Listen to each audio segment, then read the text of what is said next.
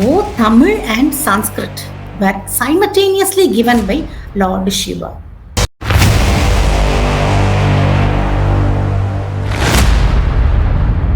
See, in what language do you think Parvati and Shivan could have spoken to each other? There was a Proto language. There must have been some language. Yeah, that's what. Grammar of Solkapiyam says there are nearly many words which are common to both Tamil and Sanskrit.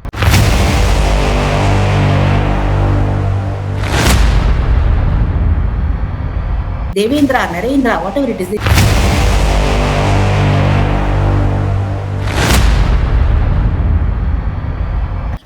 So I thought Shiva was God, I thought Skanda was God, but you are telling me these are great people who walked through the land of.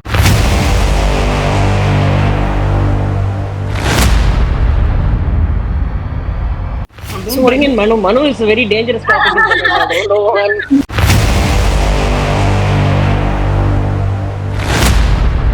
Shudra is a Sanskrit word.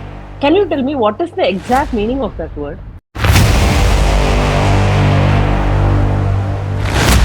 It has deciphered the Om, is it Sanskrit or Tamil, man?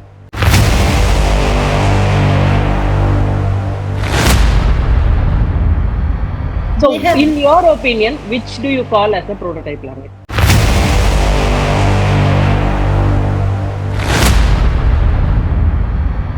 It was known as Maduram. Any language, any modern language of today can recognize Sanskrit words. So Sanskrit is best serves as the link language or the common language.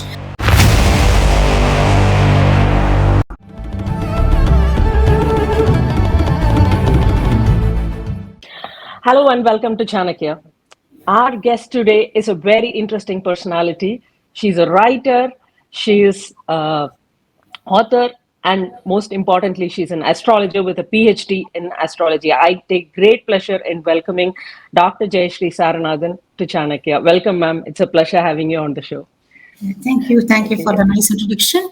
And missed to mention the author of the most recent book, which is a bestseller, the Mahabharata 3136 BCE, which dates Mahabharata with scientific evidences. It's an awesome book. I've read it. Go ahead, ma'am. All yours. Okay, thank you. First of all, my namaskaram to you and to all the viewers of Chanakya TV. And I'm very glad that you brought out the information about Mahabharata 3136 BCE that had reached many people, not only in India, but outside and from other foreign countries also, because of some of the astronomical inputs that I have given in that. And I am just glad that you are bringing out in your Chanakya TV also. Just let me just know what I can contribute in this interview. Sure, ma'am. First of all, it's a great combination, astrologer with, with research interest in Indic practices, also in Tamil Changam literature. You've done a lot of your work on languages. So I want to construct this interview or this interaction basically to learn more about your work on languages, ma'am. Can you brief us a few points about your work on languages, ma'am? Okay. See, my basic interest was in Tamil Sangam literature only, right from my childhood, I should say. I started writing my first poetry when I was 12 years old. And I was attracted to Tamil literature very much. But when you're going into the ancient literature of Tamil Sangam, you come across a lot of historical inputs in that. Historical inputs that bind India, that gives a lot of information about Bharat, which generally people don't know about. For example, we think that Tamil language is confined to a particular region, about the people in a particular geographic region. But we find there are many people coming from outside the Tamil Nadu in those days, what you call this Aryavarta, or from North India. People have contributed to Tamil Sangam literature. There are many outsiders. Even you know that Lord Krishna had attended the second Sangam assembly. This is told by Nakiranar in Irayanar Kalaviyal. And nobody had taken very much, a good note of it, because they were thinking maybe he's exaggerating. And he has just mentioned as Tuvari Koman. Tuvari means Dwaravati. Dwaravati is Koman. He is actually Krishna did not rule over. He was not the king. He was the knight, you can say, that's all. Because only his grandfather and father only were ruling. He didn't make himself the king of that place, but he was a very influential person. So when they say Tuvari Koman, it could have been the Dwaravati, Dwarasamudram, and so many places. That is how the Tamil writers were making about. But when you are reading Mahabharata and Ramayana, you introduce me as one who was interested in the itihasas particularly, because the itihasas are just very much part of our life, I should say.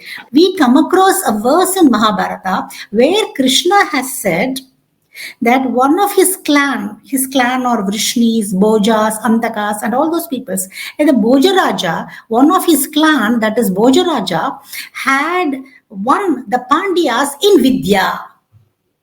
What do you mean by that? Winning the Pandyas by Vidya means it should have been in what shall I say, in a Vidvat Sabha. Debate, yeah, debate or something. Sangam literature was also there. Sangam assembly had been going on. So in Tamil, we are getting an introduction or we are getting an information on Tuvari Koman or Krishna having attended the second Sangam assembly. And parallelly, we have an information told by none other than Krishna himself in Mahabharata.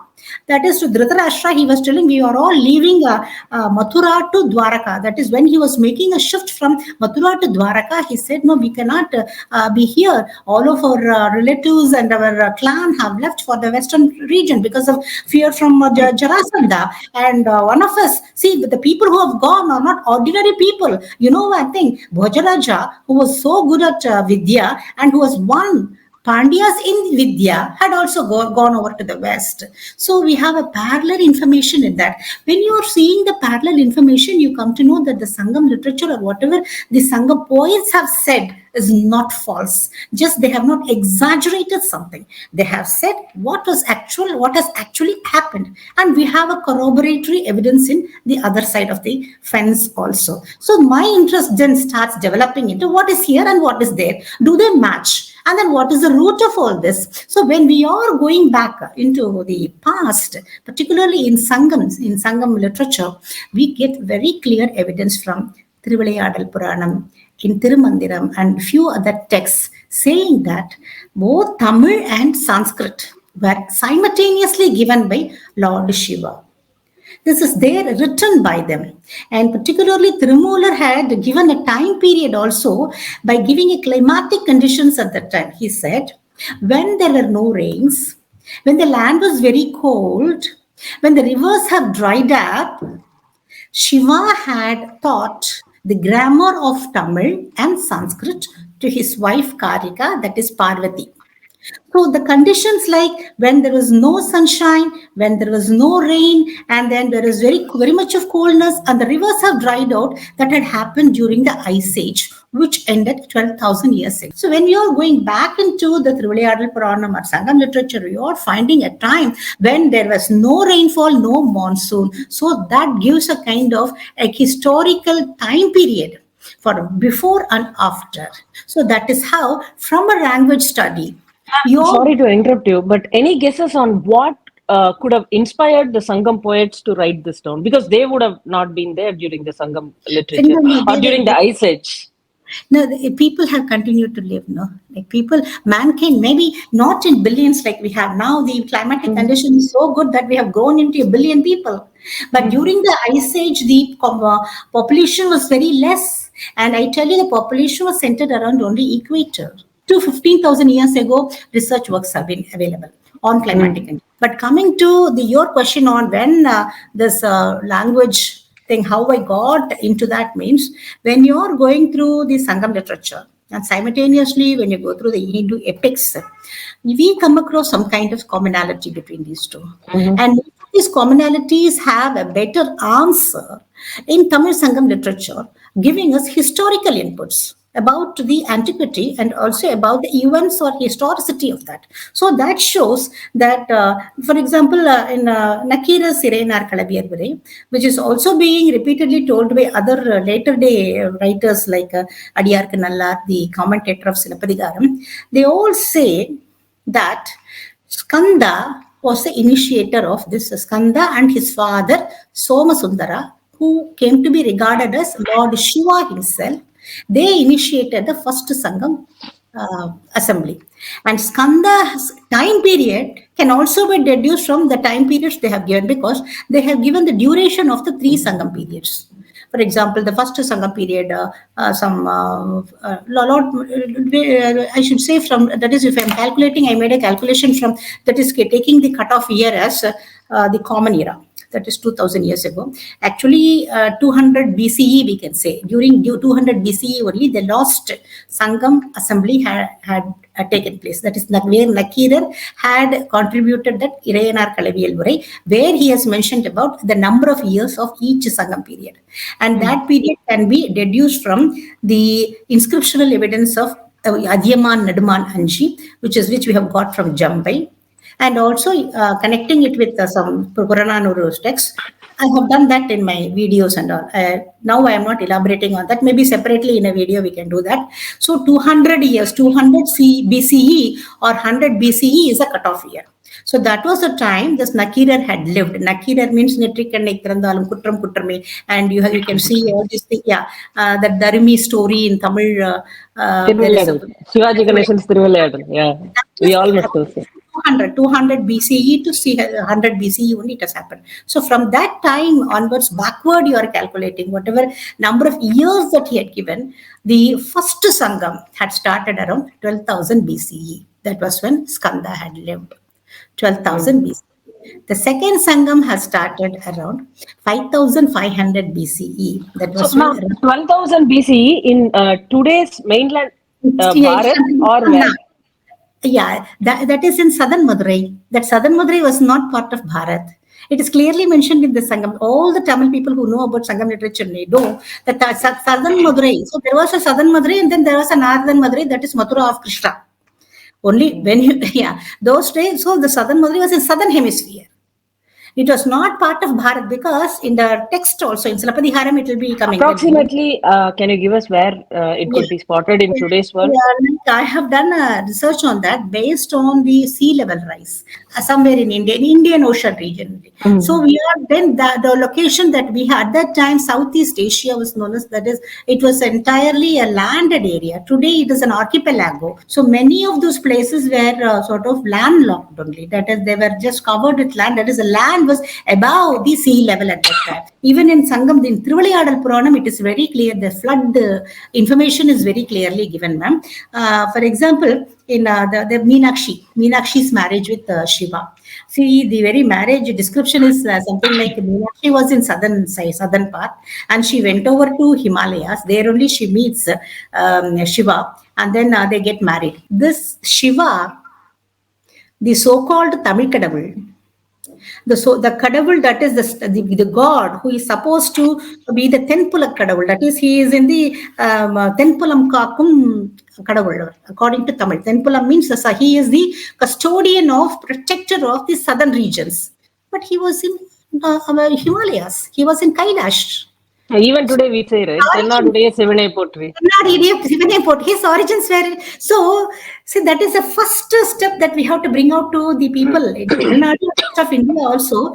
There is no great division like I am somebody different from you. See, the Tennattudiya Shivan had come from North India, from Himalayan region, and he was a redhead. He married Meenakshi, who was in a region which is south of present-day Bharat, and which was somewhere in the Indian Ocean. So that takes you to the southern hemisphere. No, this brings an interesting question to me.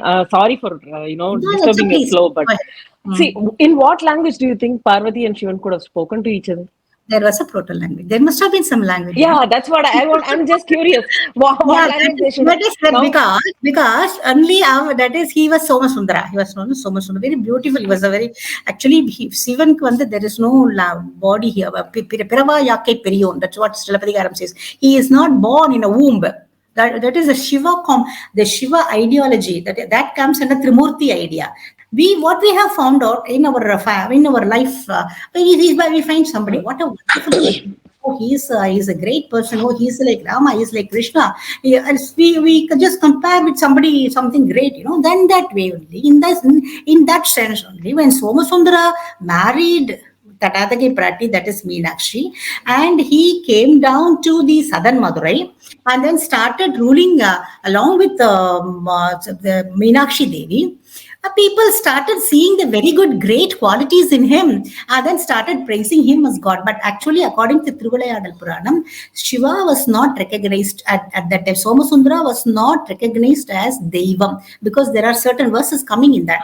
What happens, he just ruled, and then only during his period, he, along with Skanda, his son, who is also known as Ugra Kumara Pandian, Pandian dynasty was started by them. Thiruvalayadal Puranam says. Until then, people just any group of people will be there. The powerful one will be the ruler of that. That is how people have been there. But the first time, some kind of organized the dynasty was created was during the time of Somasundara and Skanda only, and then Pandian lineage. It is given in Thiruvalayadal Puranam.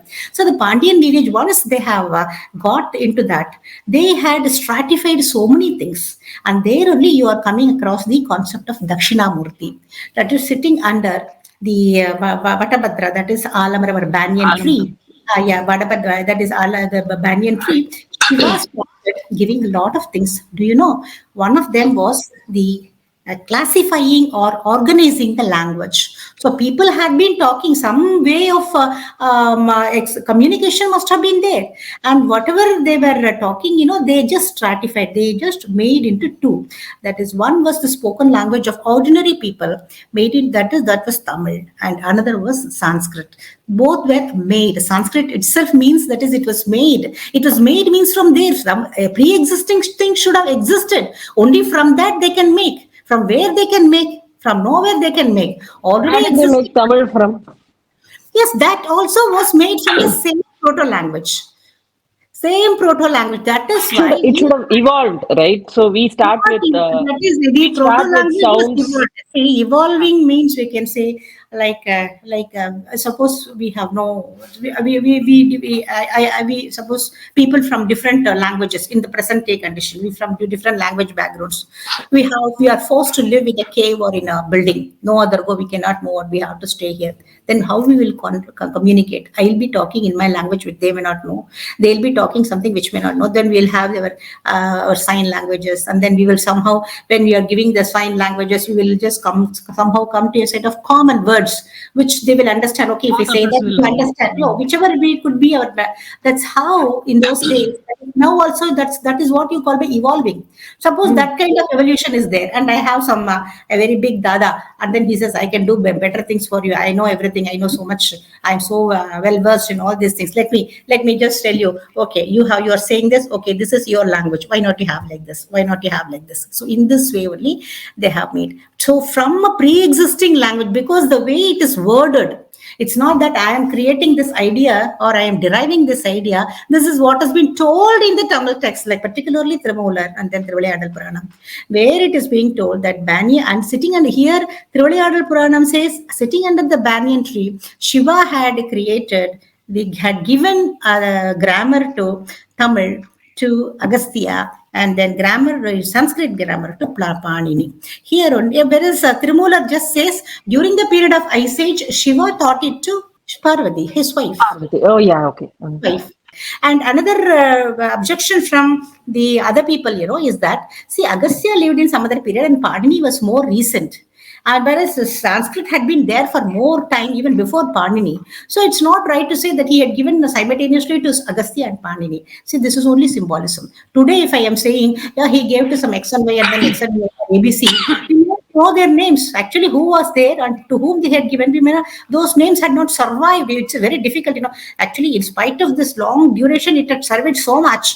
And there are many things would have been lost. So in that way, we can say that original people that who had got it would their names would have been lost. Their names would not have been remembered by now. But later on, when people are writing it, and then they want to introduce people with the known names. Agastya is known for Tamil literature and then Tamil grammar. Panini Because is known for Sanskrit. so that's how we have to interpret. We cannot take anything on the face value because there are. So, can I put it like this, ma'am? Based on Thiruvalayadal Puranam, what we can observe or what we can deduce is that Tamil and Sanskrit have been sibling languages. and Yes, they were. both have erupted at the same point of time, and they have been Indic languages, which is Yes, got its birth they've in been Bharat. developed. That is why that they have been developed. So Yeah, for a group of develop. people Now started let's go to that proto language that you're talking yeah, about. total But language in that sense only for Tamil to develop that only they started the Sangam Assembly. hmm, See, suppose I am introducing something new, how will people follow? Unless I give them some incentives. So there, the Sangam, the word itself is both Tamil and Sanskrit. People say Sangam, no, no, it's a Sanskrit word. That's where the Tamil grammar of Solkapiyam says there are nearly many words which are common to so both Tamil and Sanskrit. And in fact, it categorizes four types of words, of which it says Sanskrit is part of Tamil.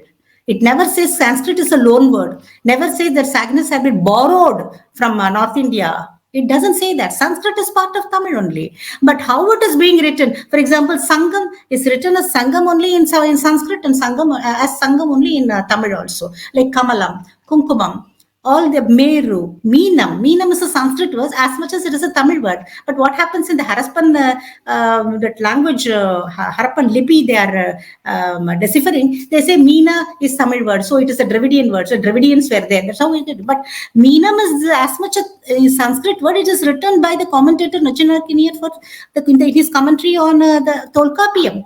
So when the words have the same letters, pronounced in the same way. That is Tatsamam we say. That is there in Tamil also. And there is another variation also Tolkapiyam says. There are certain words which is having the specialized spelling of Sanskrit. For example, for you take Jayasree. Jayasree is a Sanskrit name. Jaya, Sanskrit. Shri is a Sanskrit name, but I'm a Tamil. But Solkapiyam says, in writing your poetry, that Jayashree can be rectified as Saya Siri. Saya J, J becomes Say. That is, J is the Sanskrit word. You just make it, Tamilize it. Use Sir instead of that. so Sri. similar to how they are calling Rajaraja Chodan now as Rasarasan. Uh-huh. That is where I'm coming. But the Pudalkapiyam says use it in poetry, not in Oh, regular use. Only in poetry, Chayyul Yatalil, that word is there in that sutra. In Chayyul Yatalil means in composing the poetry, you can change the Sanskrit letters into Tamil. So in for east in Tamil there is a word as Kizhakku. okay. For north, there is a word called Vadakku or any other Kunakku. They could have used that, but he says not in Prachi or Udichi. Prachi Sanskrit word, but he is because it is Cheyul, he is making it compliant with the Tolkapiam rule of making it Tamilized. He says Pasi, Usi. Prachi becomes Pasi. Pasiyum chelladu, Usiyum munnadu. Prachi becomes Pasi. That's all. Tamil. And then Udichi becomes Usi, Pasim. It is there in Sangam literature, madam. It is being quoted by many commentators also. So, whatever is there in Sanskrit, having the Sanskrit specific letters, they are converted into Tamil. Only then the conversion happens only there, but they're accepted as part of Tamil.